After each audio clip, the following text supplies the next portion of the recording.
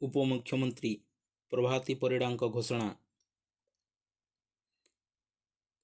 मार्च 8 तारिख आंतर्जातिक महिला दिवस रे ओडिशार महिला मानक जमा खाता को सुभद्रार चतुर्थ किस्ती मिलिव 5,000 टंका।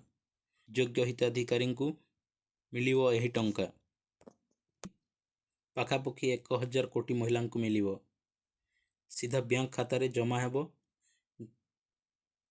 जो मानकर डीबीटी एक्टिव नाही शीघ्र डीबीटी एक्टिव कर नियंतु।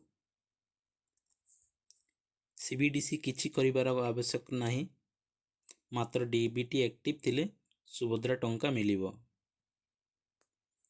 एबे यूट्यूब रे आसुची सीबीडीसी एक्टिव नथिले सुभद्रा टंका किंबा अन्य कोनोसी सरकारी सहायता पाई परिबे नाही, किंतु सेमिति किछि नाही। एबे मात्र डीबीटी थिले टंका मिलिव। आपणक मनरे प्रश्न थिबो सीबीडीसी कोन, यह एक्टिव न कले टंका मिलिव ना नाही? ठीक कथा, सीबीडीसी न कले कोनोसी सरकारी टंका पाई परिबे नाही, किंतु एबे नाही।